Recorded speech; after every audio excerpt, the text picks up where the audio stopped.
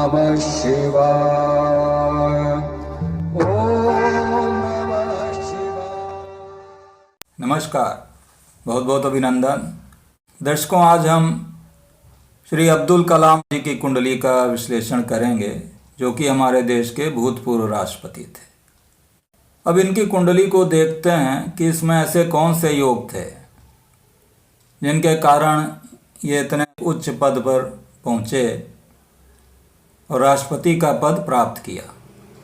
अब ये कर्क लग्न की कुंडली है और लग्न में बृहस्पति ही उच्च का होकर बैठा है कर्क राशि में। तो बृहस्पति यहाँ हंस नामक योग बना रहा है।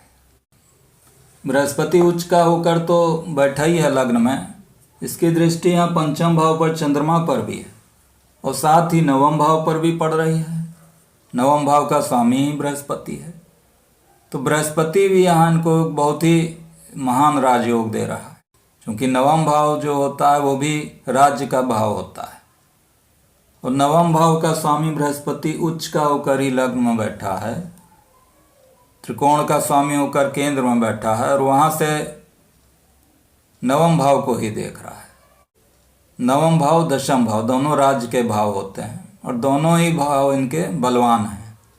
नवम भाव पर बृहस्पति की दृष्टि है स्वामी की और दशम भाव के स्वामी मंगल की दृष्टि है। तो मंगल ने और बृहस्पति ने इनको काफ़ी अधिक ऊंचाई पर पहुंचाया।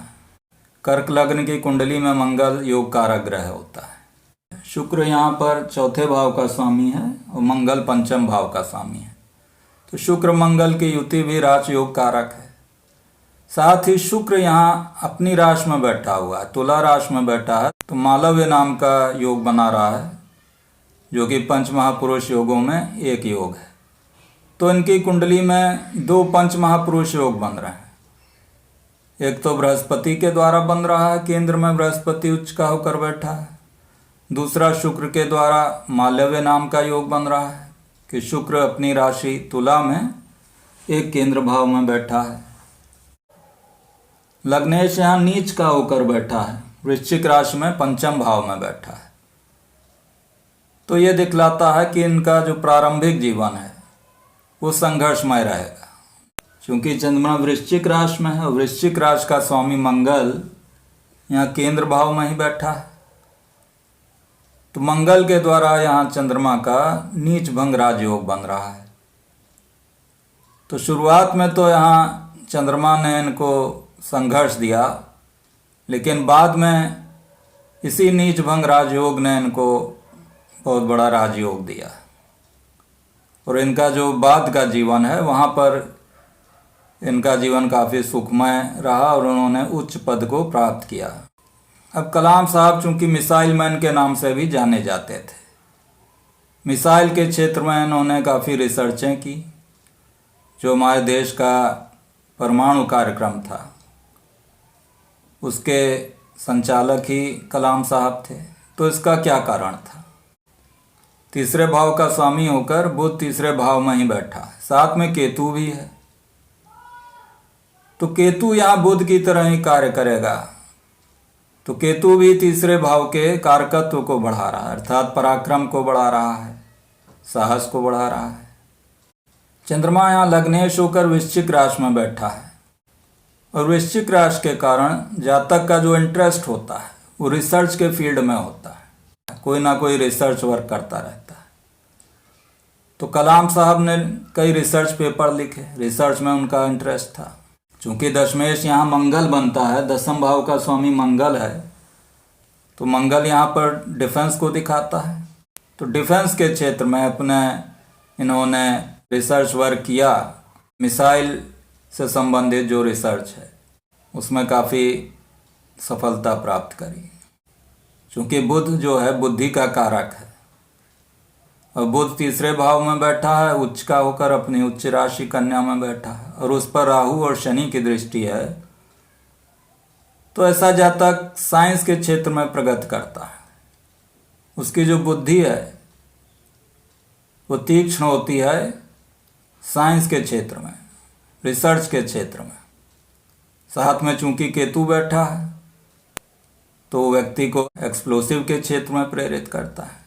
अब इनका प्रारंभिक जीवन जो था, जो बचपन का जीवन था, उसमें इनको काफ़ी संघर्ष करना पड़ा। उस समय इनकी बुध की महादशा चल रही थी। अब बुध चूंकि यहाँ 12वें भाव का स्वामी है और साथ में तीसरे भाव का स्वामी है, तो कर्क लग्न की कुंडली में बुध जो होता है वह शुभ ग्रह होता है। बुध की महादशा इनके लिए ज़्यादा शुभ नहीं रही। बुध चूंकि यहाँ सूर्य के साथ बैठा है, तो सूर्य के साथ बैठने के कारण सूर्य का फल देगा। और सूर्य यहाँ दूसरे भाव का स्वामी है। दूसरा भाव जो है धन को दिखाता है, आर्थिक स्थिति को दिखाता है। 1974 में जब पहला परमाणु परीक्षण हुआ था, वो भी कलाम साहब की देखरेख में ही हुआ था। तो 1974 में उस समय शुक्र की महादशा में शनि की अंतर्दशा चल रही थी। तो शनि यहाँ पर सप्तम भाव का स्वामी भी है और अष्टम भाव का भी स्वामी है। और अष्टम भाव जो है वो एक गुप्त भाव है, सिक्रेसी का भाव है।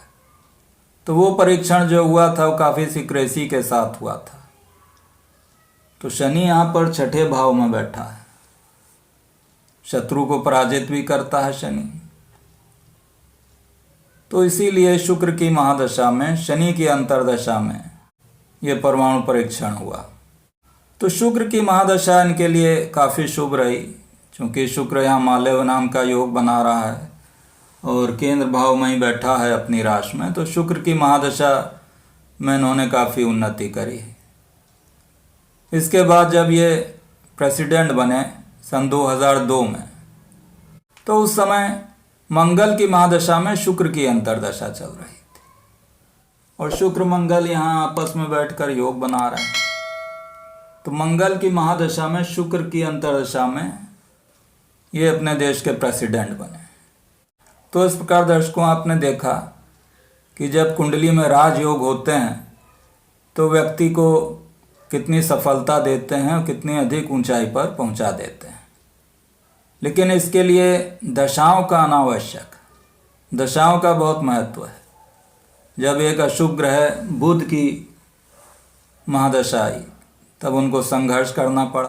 प्रारंभिक जीवन उतना अच्छा नहीं था, आर्थिक स्थिति वहाँ पर बहुत अच्छी नहीं थी, क्योंकि कर्क लग्न की कुंडली में बुध अशुभ होता है, 2 अशुभ भावों का स्वामी होता है। लेकिन जब शुक्र की महादशा आई, जो कि कुंडली में मालव्य नाम का पंच महापुरुष योग बना रहा है, वहाँ पर इन्होंने काफ़ी प्रगति करी। उसके बाद मंगल की महादशा में इन्होंने देश के सर्वोच्च पद को प्राप्त किया। बृहस्पति इनका उच्च का होकर हंस नामक राजयोग बना रहा है, क्योंकि लग्न में ही बैठा है। तो लग्न पर बृहस्पति का प्रभाव होने के कारण बहुत ही सरल स्वभाव के थे। लग्नेश चंद्रमा चूंकि पंचम भाव में बैठा है और पंचम भाव क्रिएटिविटी का भाव होता है, तो इनमें क्रिएटिविटी भी थी। म्यूज़िक में इनका इंटरेस्ट था, लिखने में, पढ़ने में इनका इंटरेस्ट था, बुक्स लिखने में भी इनका काफ़ी इंटरेस्ट था। कई बुक भी इन्होंने लिखी हैं। तो इस प्रकार दर्शकों आपने जाना कि कलाम जी की कुंडली में किस प्रकार के राजयोग थे और किन योगों के कारण इन्होंने जीवन में इतनी सफलता प्राप्त करी। तो आशा है कि आपको वीडियो पसंद आया होगा। यदि वीडियो पसंद आए तो कृपया लाइक करें, शेयर करें, सब्सक्राइब करें।